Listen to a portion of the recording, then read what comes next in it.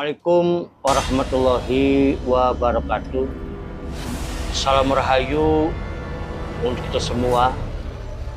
Alhamdulillah, dalam kesempatan yang berbahagia ini Wakawil Kanda Channel kembali hadir di tengah-tengah kita, khususnya para subscriber Wakawil Kanda Channel, tentunya dengan kisah-kisah misteri yang terbaru. Dan bagi yang baru menemukan channel Wakawil Kanda ini, Wakawil berharap untuk tekan lonceng subscribe, komen, like, dan share, sehingga Wakawil tambah semangat kembali untuk menghadirkan narasumber dan juga cerita misteri yang terbaru. Anak putu Wakawil Kanda, khususnya bagi yang baru menemukan channel Wakawil Kanda ini, channel ini berisikan kisah-kisah misteri, sejarah, mitos, cerita rakyat, legenda yang ada di tengah-tengah masyarakat, khususnya di Indramayu dan Cirebon, Jawa Barat, dan Indonesia pada umumnya. Sobat misteri, pada kesempatan yang berbahagia ini Wakawil Kanda akan mengangkat sebuah fenomena yang terjadi khususnya di wilayah Kabupaten Indramayu dan Cirebon. Karena kebetulan khususnya di Kabupaten Indramayu, di bulan-bulan antara November Desember tahun 2025 ini akan mengadakan pemilihan kepala desa ataupun kubu serentak yang diadakan di Kabupaten Indramayu. Apabila kita bicara masalah pemilihan kubu, Wakawil masih teringat betul tentang sebuah peristiwa ataupun sebuah kejadian yang menimpa kepada calon kubu ataupun calon kepala desa yang kebetulan sobat Wakawil ini bapaknya maju untuk mencalonkan diri menjadi kepala desa ataupun kubu di desanya. Seperti apa ceritanya? Oke, mangkenen ceritanya.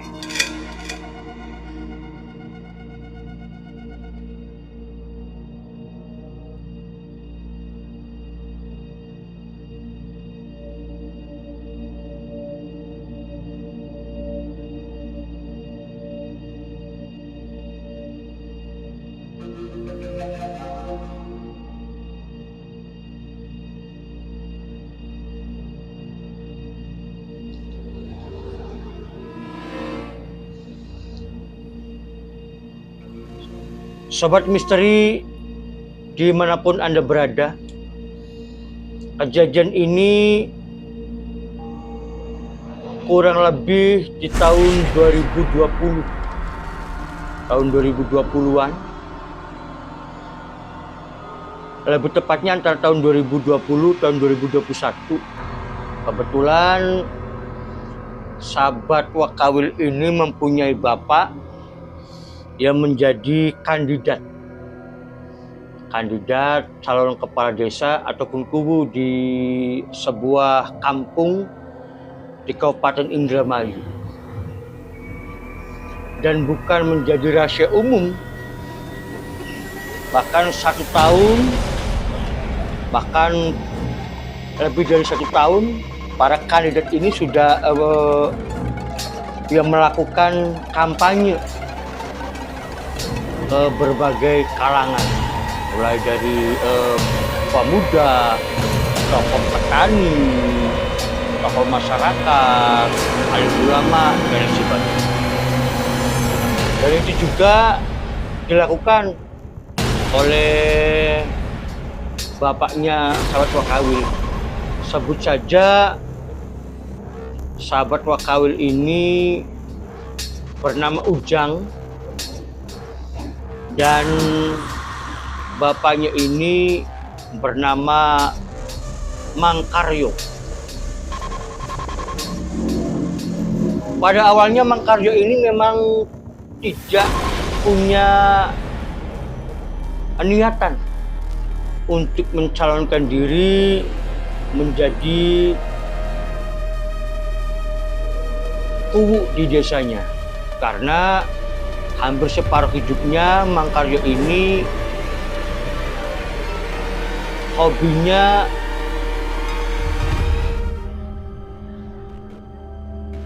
bekerja di luar kota. Kebetulan Mangkaryo ini dipercaya oleh salah satu pengusaha ikan asin di wilayah Jakarta. Jadi kebetulan Mangkaryo ini pada saat mengambil barang di wilayah Indramayu berupa ikan asin, kemudian dikirim ke Jakarta. Dan itu sudah hampir 25 tahun pekerjaan itu. Jadi di rumah pun hanya sehari 2 hari, kemudian ke bakul-bakul, kemudian ke Jakarta. Dan ikut menjual ikan asin itu di wilayah Jakarta. Karena memang diperintahkan oleh bosnya Mangkaryo ini untuk mengisi kios-kios di wilayah Jakarta, Bogor, Bandung, dan sekitarnya. Tetapi kebetulan Mangkaryo ini memiliki, boleh dibilang dia mempunyai keluarga yang besar di desa tersebut. Bahkan hampir 50% penduduknya masih sanak famili, masih keluarga besar. Dan bukan rahasia umum apabila kita di sebuah pemilihan, maka otomatis di situ jumlah pemilih sangat menentukan. Berkat masukan dan dukungan dari saudara, terus juga beberapa kawan Mangkaryo, untuk boleh dibilang Mangkaryo dipaksa untuk ikut bertarung di kontes pemilihan kuwu. Dan kebetulan yang menjadi lawannya adalah incumbent yang konon katanya dia sudah memiliki cap yang buruk di masyarakat setempat.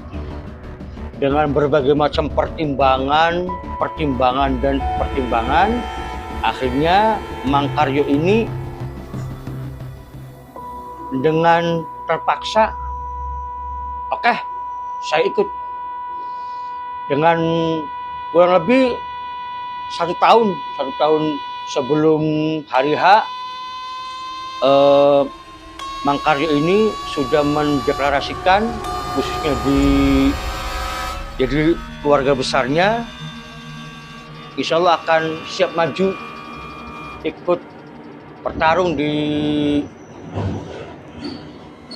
pemilihan kepala desa ataupun kuwu tempat. Akhirnya otomatis mau tidak mau si Ujang ini, karena memang kebetulan sahabat Wakawil adalah anak pertama dari Mangkaryo, dan pada saat bapaknya masih bolak-balik ke Jakarta, maka semua kebutuhan perencanaan dihandle sepenuhnya oleh si Ujang dan juga saudara-saudara yang lain. Dan seperti biasa di setiap pencalonan, maka si Ujang pun membentuk kayak semacam tim sukses lah. Tim sukses dia bentuk karena kebetulan walaupun si Ujang ini sahabat Wakawil, tapi beda desa. Dan otomatis Wakawil tidak punya hak suara di sana. Tapi karena ya kita berkawan sudah cukup akrab, akhirnya ya Wakawil pun ya sering diundang di sana ngobrol, bertukar pikiran, mencoba untuk membuat visi misi dan lain sebagainya. Hari terus semakin dekat, bahkan 3 bulan sebelum pendaftaran di kantor desa, Mang Karyo ini masih belum standby di rumah, cuma hanya 1-2 hari terus masih sibuk kerja. Akhirnya berkat desakan dari tim sukses yang terdiri dari keluarganya, Mang Karyo ini dipaksa untuk berhenti dulu dari aktivitasnya supaya fokus di rumah. Maka 1 bulan sebelum pendaftaran, akhirnya Mang Karyo dia standby di rumah. Akhirnya ya door to door, sama seperti calon yang lain, sama door to door. Walaupun mohon maaf, menurut pengakuan si Ujang, di sana keluarga inti Mang Karyo dan juga beberapa tim suksesnya ini merasa seperti diintimidasi oleh pihak incumbent, baik dari via bel, via SMS, bahkan mohon maaf di sana 1 bulan sebelum pendaftaran ini boleh dibilang sudah ada aroma mistik yang bermain. Karena apa Wakawil bilang seperti itu? Karena menurut kesaksian si Ujang, di dalam rumahnya ini banyak hal-hal keganjilan yang dialami oleh keluarganya Mang Karyo ini. Tapi ya berkat doa dan tentunya izin Allah, ya hal-hal ganjil ini ya bisa teratasi lah. Akan tetapi keganjilan ini semakin mendekati hari pemilihan ini semakin terasa. Maka di situ Wakawil teringat pesan orang tua dahulu di dalam sebuah kontestasi pemilihan calon kepala desa ataupun kuwu itu dikenal dengan 3 metode perang.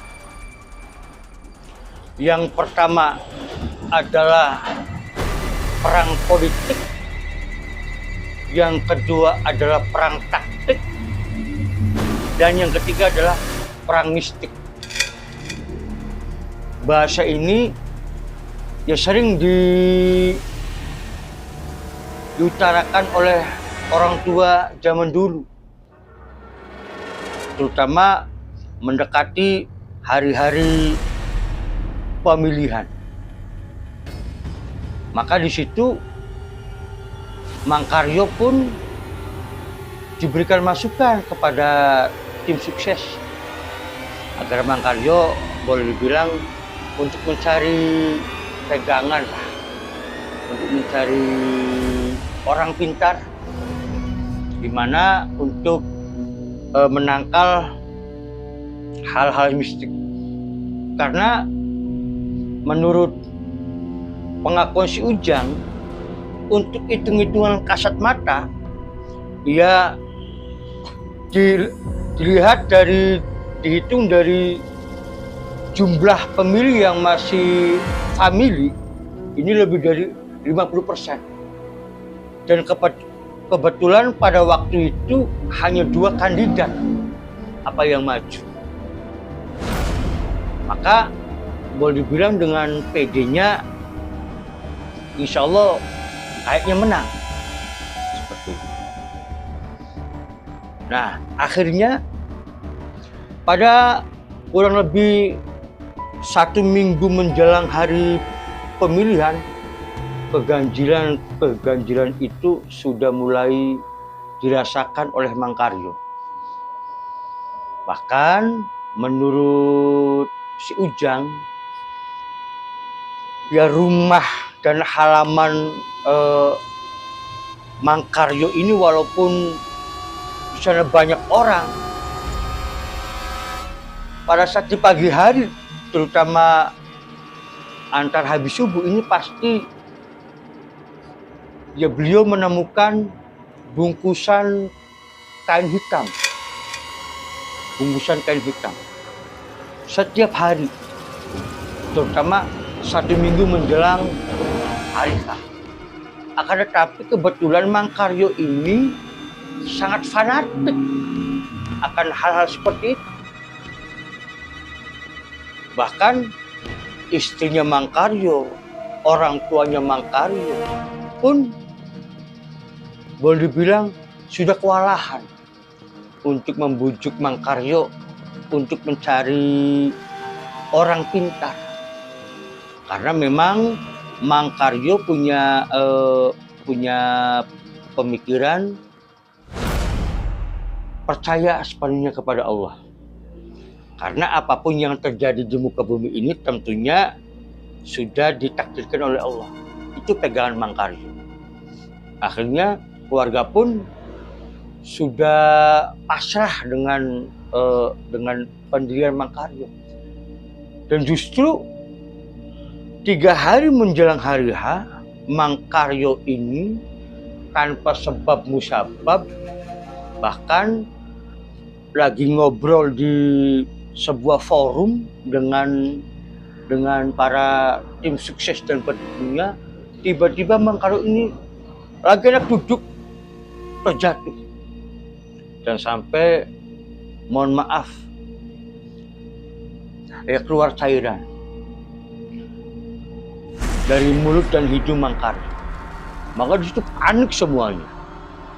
Dan itu memang Mang Karyo lagi jor-joran kampanye ya. Maka dengan panik dia langsung dibawa ke rumah sakit, dan anehnya di sana diagnosa dokter di rumah sakit hanya menyebutkan Mang Karyo ini kecapean. Akan tetapi kok sampai mengeluarkan, mohon maaf, sampai mengeluarkan cairan merah dari dalam mulut dan hidung. Nah, mulai dari situ Mang Karyo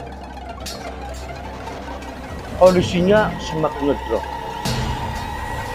Pada saat di rumah sakit normal, tapi pada saat pulang, bahkan mohon maaf, menurut pengakuan si Ujang, Mang Karyo setelah pulang dari rumah sakit ini mengalami hal yang sangat ganjil, yaitu Mang Karyo tidak bisa melihat dan tidak bisa mendengar. Maka paniklah yang keluarga, berangkat lagi ke rumah sakit, walaupun ke rumah sakit yang berbeda. Dan yang lebih aneh, rumah sakit dan dokter di sana menyatakan semuanya normal, semuanya baik-baik saja. Akhirnya di situ pihak keluarga yang menyimpulkan, wah ini bukan penyakit medis, ini pasti serangan mistis yang dilakukan oleh orang-orang yang tidak suka akan Mangkaryo. Akhirnya pulang Mangkaryo. Nah di situ akhirnya keluarga Mangkaryo ini walaupun tidak izin terlebih dahulu kepada Mangkaryo, mereka sibuk mencari orang-orang pintar. Yang maksud dan tujuannya yang pertama untuk menyembuhkan penyakit non medisnya Mangkaryo, dan juga untuk sebagai penangkal dari hal-hal gaib yang dialami oleh Mangkaryo. Akhirnya alhamdulillah ada beberapa orang pintar yang datang untuk mengobati Mangkaryo yang tadinya tidak bisa melihat dan tidak bisa mendengar. Pelan-pelan kondisinya membaik. Mangkaryo ini sudah bisa mendengar dan juga sudah bisa melihat. Di satu sisi dengan kondisi yang seperti itu, seluruh pendukung pun akhirnya oleng. Apa gempar? Bagaimana kelanjutannya? Apakah masih bisa dilanjutkan? Akhirnya dengan diyakinkan oleh tim sukses dan juga si Ujang, anaknya Mangkaryo, akhirnya alhamdulillah dia tetap. Para pendukung justru tambah semangat untuk memberikan motivasi kepada Mangkaryo. H-1 lagi-lagi serangan mistis itu datang ke rumah Mangkaryo. Bahkan di situ juga banyak yang menyaksikan, sangat banyak bola api yang berterbangan menuju ke arah rumahnya Mangkaryo. Kenapa dibilang sangat banyak? Karena lebih dari 10 yang berdatangan. Persis di atas rumah Mangkaryo. Maka di situ otomatis pihak keluarga pun sangat panik.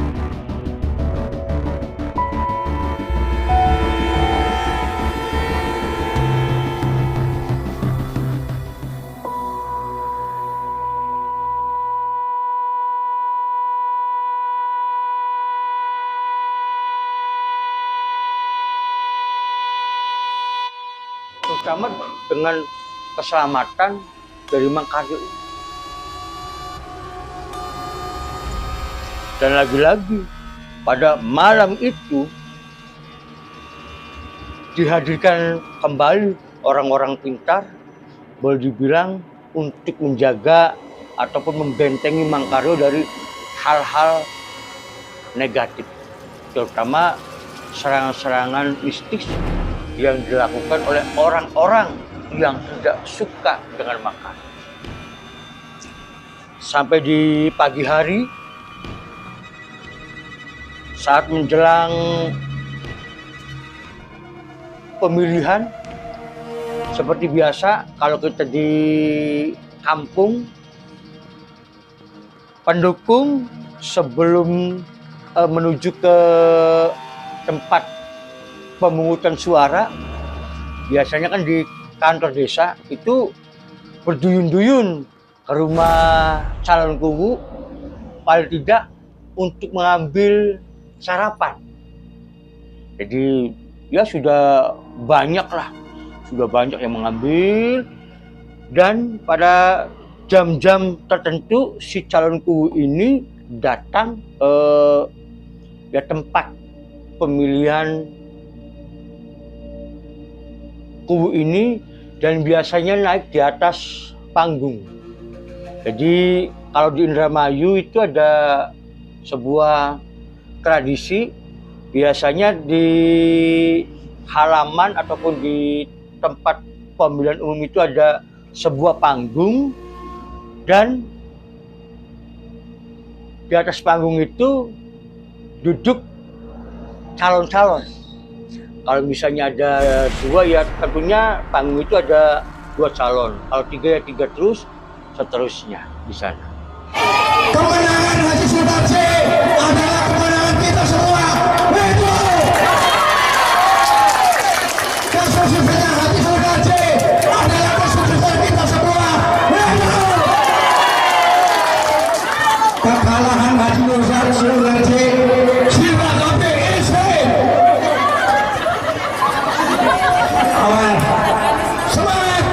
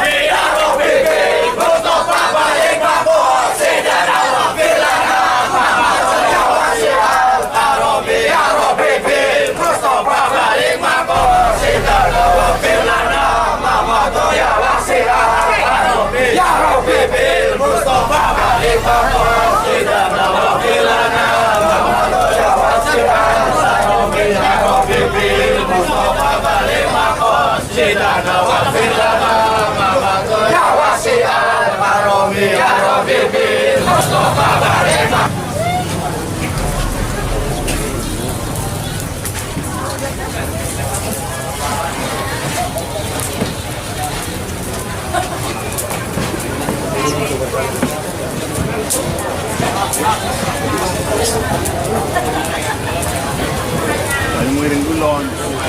Ngiring tangan ya, Pak.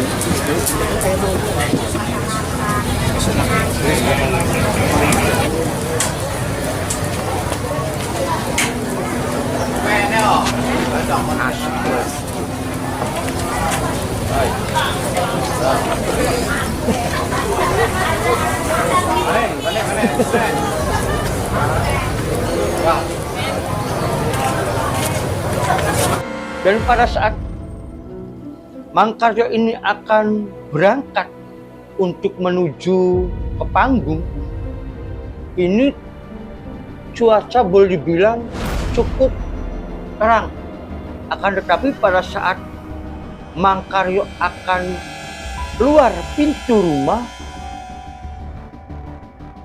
cuaca 100% berubah. Apa langit yang tadinya berawan itu langsung mendung,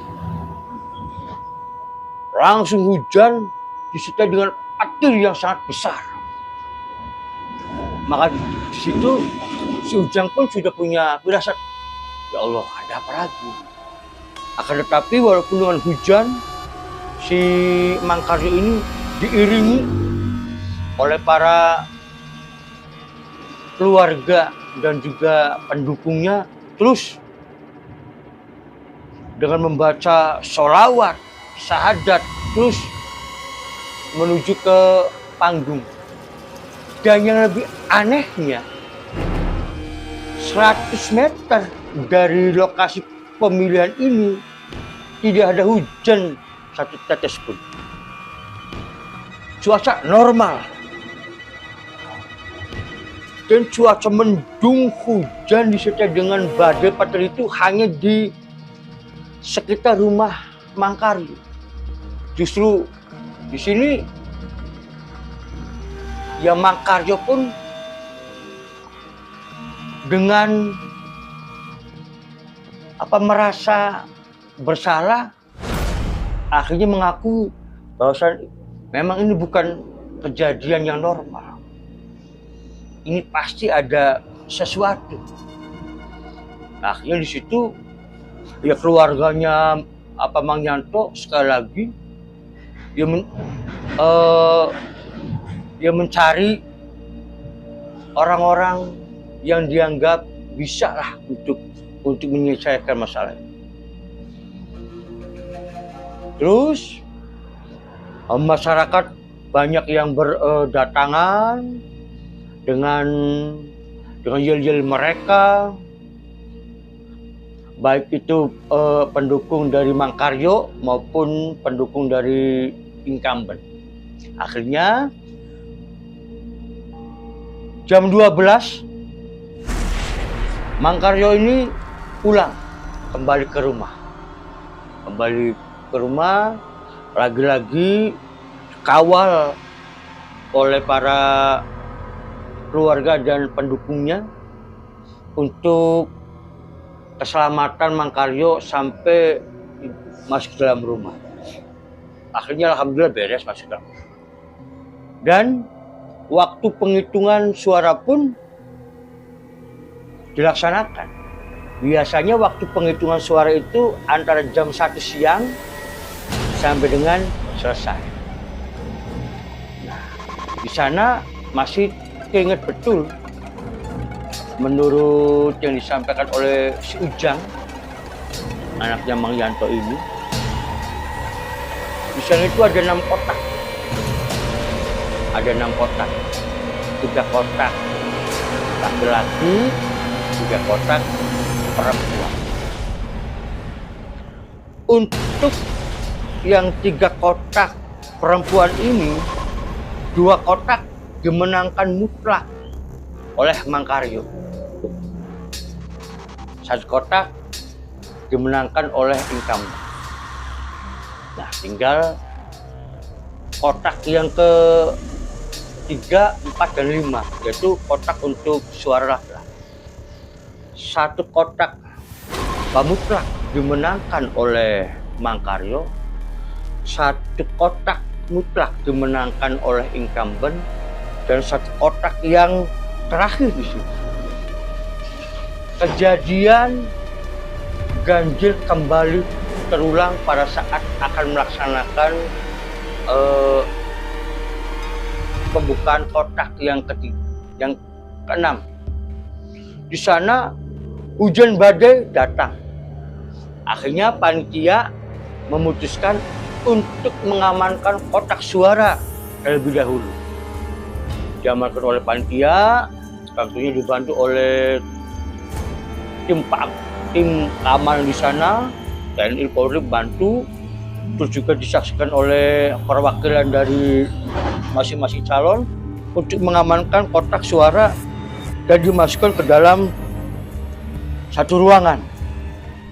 Di situ ruangan pun dikunci dan disaksikan oleh, di dalam ruangan itu disaksikan oleh panitia, tim keamanan, dan perwakilan dari masing-masing calon itu masuk di dalam sebuah ruangan dan dikunci dari luar supaya aman dari orang-orang yang tidak bertanggung jawab. Nah,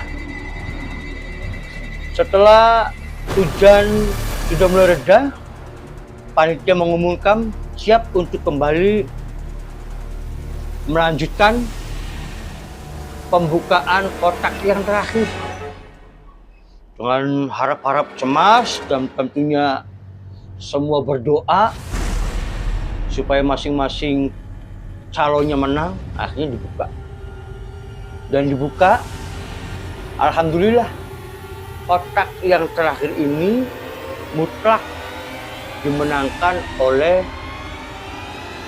Mangkaryo. Bahkan boleh dibilang 70% Mangkaryo ini menang pemilihan kepala desa di wilayah tersebut.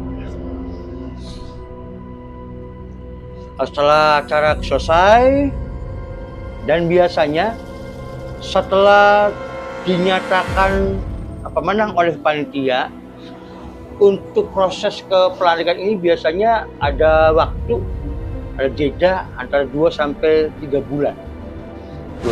Nah, disinilah peristiwa demi peristiwa terjadi oleh Mangkaryo dan keluarga. Walaupun sudah dinyatakan Mangkaryo ini menjadi kubu baru, kepala desa baru dengan hasil pemilihan, akan tetapi musibah baru juga berdatang. Di antaranya Mangkaryo mengalami sebuah penyakit yang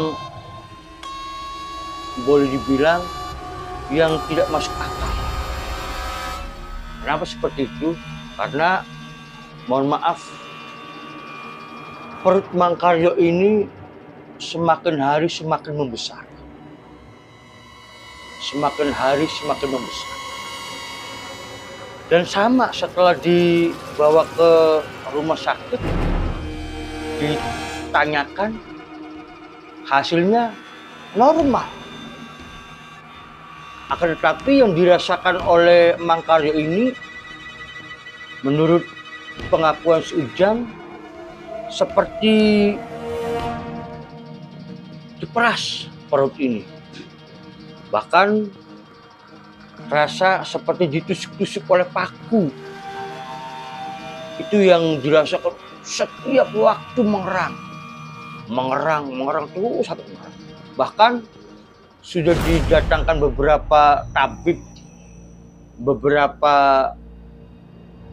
pemuka agama, beberapa dukun, hasilnya tidak ada perubahan yang signifikan. Semakin hari, semakin minggu, berbulan-bulan, kulitnya kurus kering. Akan tetapi perutnya terus membesar. Bahkan boleh dibilang biaya untuk pencalonan kepala desa dengan biaya berobatnya Mangkaryo ini lebih besar biaya pengobatan Mangkaryo. Karena apa? Karena pada saat pemilihan kepala desa itu, menurut pengakuan si Ujang ini ataupun Mangkaryo ini tidak mengeluarkan uang yang banyak. Bahkan ada beberapa yang dapat sumbangan dari saudaranya Mangkaryo. Ada yang berupa beras, ada yang berupa sayur mayur, ada yang berupa lauk dan sebagainya. Kemudian pada waktu itu bakal tanya, memang berapa biaya yang dikeluarkan oleh Mangkaryo? Itu antara 200 sampai 300 juta, Wak. Oh iya, karena biasanya pada umumnya di desanya si Ujang ini konon kata orang-orang bilang ini biasanya itu menghabiskan antara 700 sampai 800 juta. Tapi pada waktu itu Mang Karyo hanya menghabiskan 200 sampai 300 juta saja. Nah, untuk biaya pengobatan Mang Karyo ini hampir 500 juta. Bahkan asetnya pun ada beberapa yang dijual seperti mobil, itu juga sawah juga dijual hanya untuk mengobati Mang Karyo. Akhirnya beberapa paranormal, ustadz dia dan sebagainya mengambil kesimpulan bahwasanya Mang Karyo ini terkena santet. Terkena santet pada saat beliau bertanding di kontestasi pemilihan kepala desa. Akan tetapi di situ si Ujang dan si keluarganya masih berpikiran positif. Karena apa? Karena pesaing dari Mang Karyo ini, mohon maaf, bukan hanya pada saat menjelang pemilihan KUU saja. Bisa saja orang yang tidak suka dengan Mang Karyo ini di dunia pekerjaannya. Karena boleh dibilang pekerjaan ataupun profesi dari Mang Karyo ini cukup sukses dan lancar. Seperti itu. Akhirnya terus dicari sana kemari, solusinya seperti apa. Nah di situ akhirnya kebetulan si Ujang ini yang ngobrol banyak ke Wakawil, Wak, solusinya bagaimana? Wah, gimana ya? Ya sudahlah, kalau memang seperti itu, yuk kita tanyakan pada orang yang mungkin mempunyai kelebihan ataupun mempunyai keilmuan di bidang itu. Akhirnya Wakawil dengan si Ujang berangkatlah ke gurunya Wakawil, duduk ngobrol,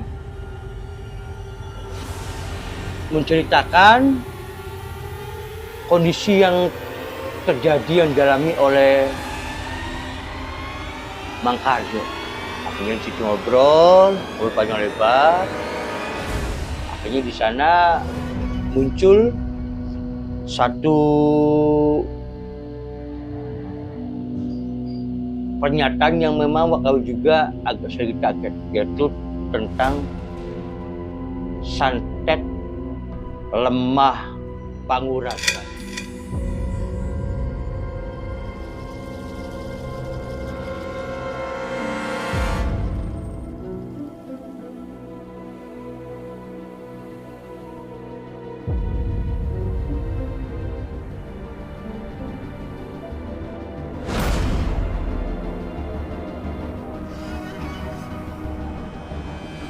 Maka di situ kami pun bingung loh. Nah terus solusinya bagaimana, Kang? Ya solusinya coba kamu mencari informasi ataupun kamu mungkin punya kawan, yaitu untuk ke wilayah sebelahnya, yaitu ke wilayah Lemah Tambah.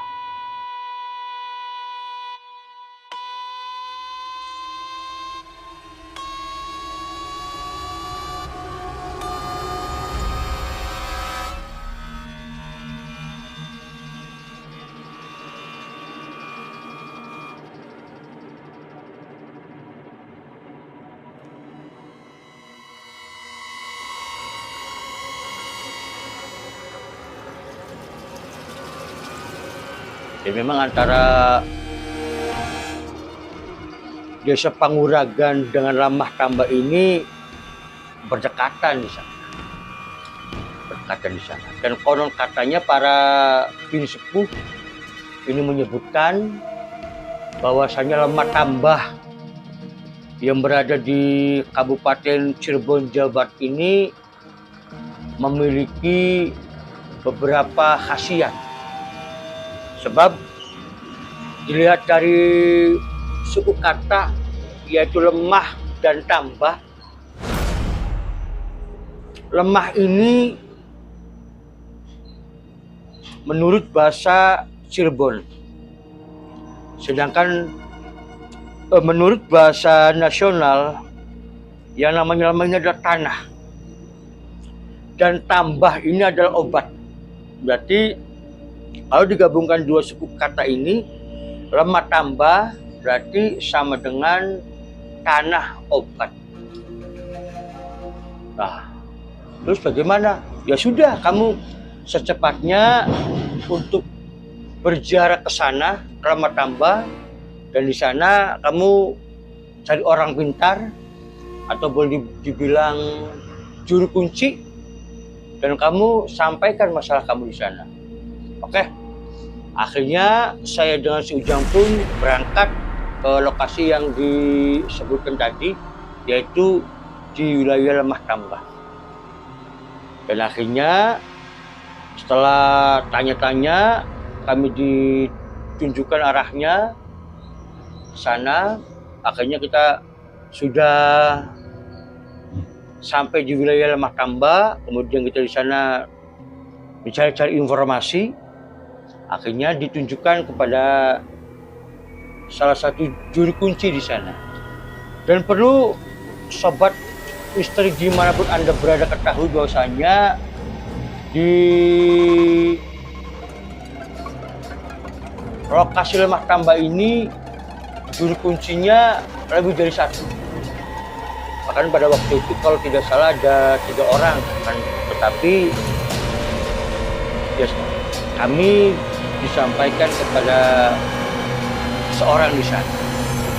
Akhirnya kita ngobrol di sana, dan di sana sang juru kunci ini,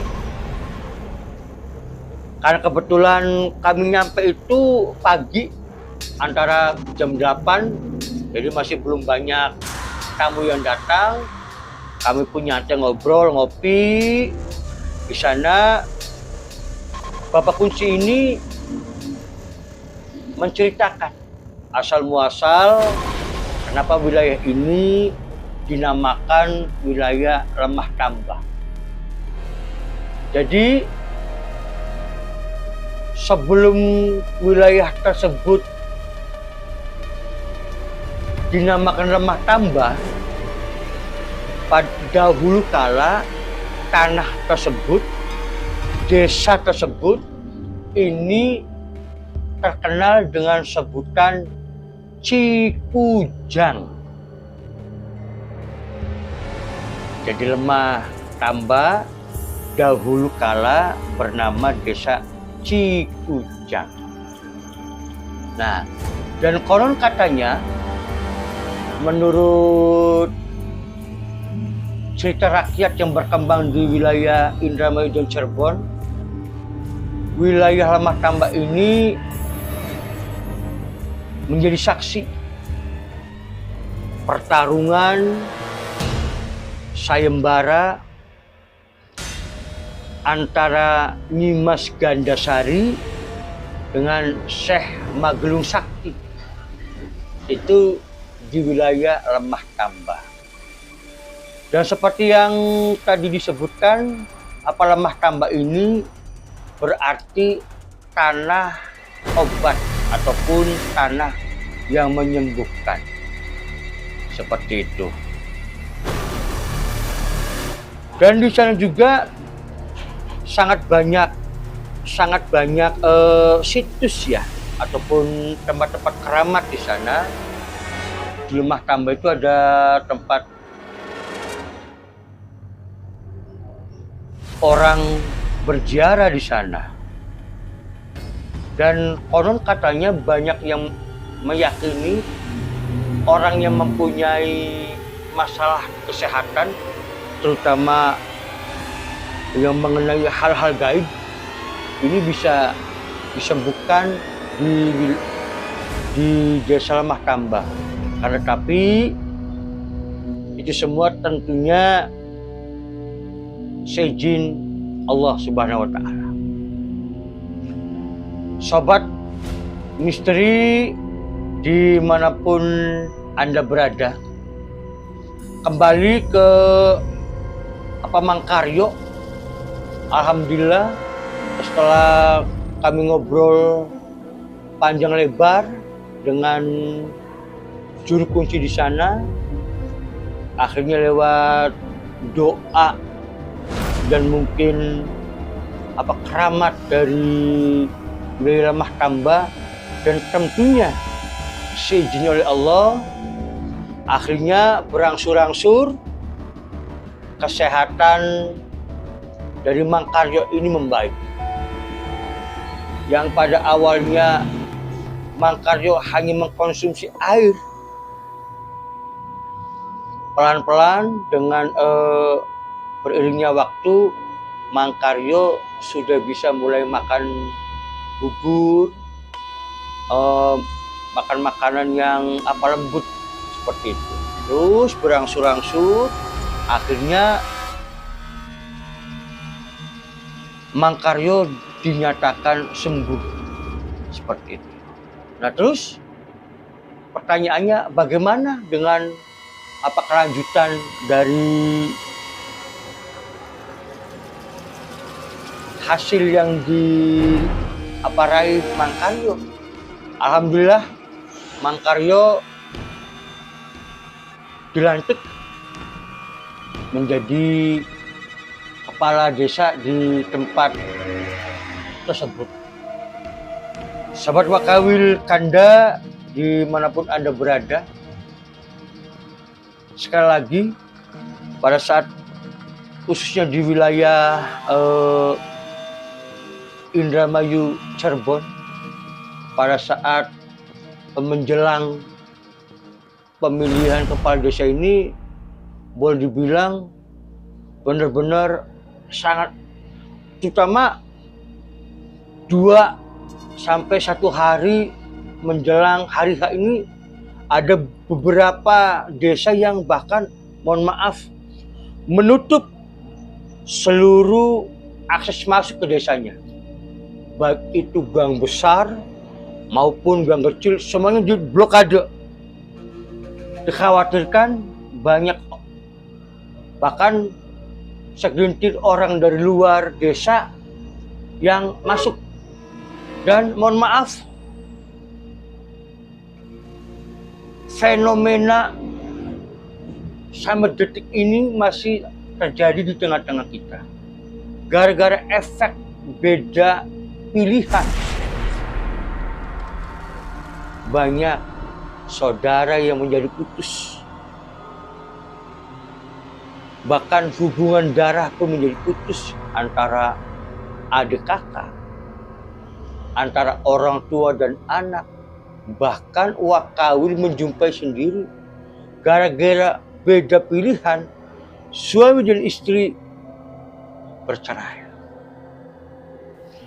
Jadi sekali lagi wakawil menghimbau khususnya kepada daerah-daerah ataupun desa-desa yang akan melaksanakan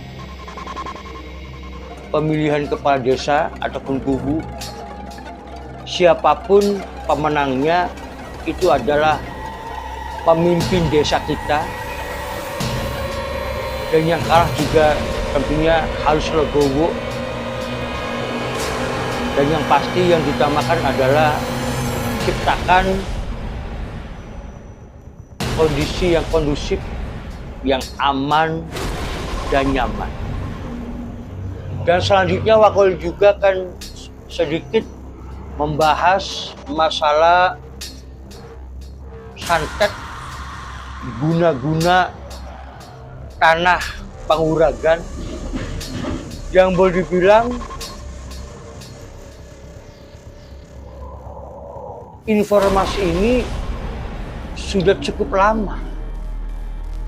Bahwasanya apakah benar di wilayah Panguragan ini ada lokasi ataupun ada tempat untuk hal-hal yang negatif,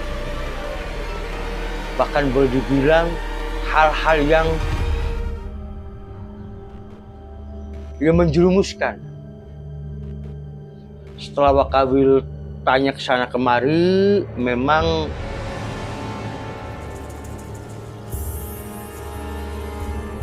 guna-guna ataupun santet dari tanah Panguragan ini merupakan guna-guna yang cukup dipercaya oleh masyarakat. Bahkan ada yang menyatakan tanah lemah Panguragan itu apabila ditunjukkan kepada seseorang untuk menghancurkan keluarganya, untuk menghancurkan usahanya itu cukup mudah. Banyak yang mempercayai seperti itu. Bahkan boleh dibilang tanah Panguragan juga bisa sampai, mohon maaf, membuat orang menjadi gila, bahkan sampai dengan ya merenggut nyawanya. Ya naudzubillah min dzalik.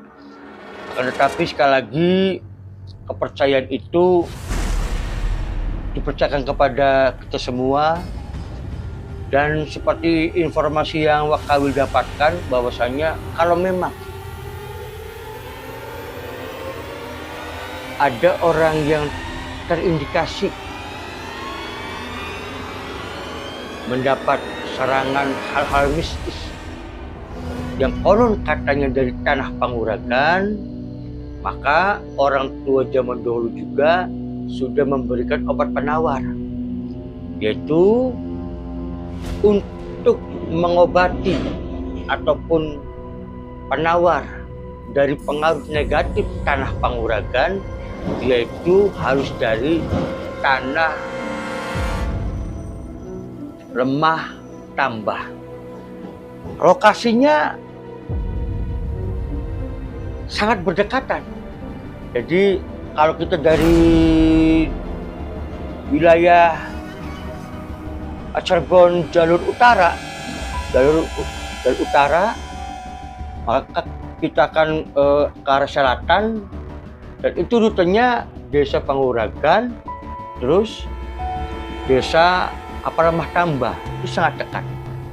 Dan mitosnya apabila orang yang sudah mempunyai niat ke Lemah Tambah, maka pulangnya tidak boleh melewati desa Panguragan.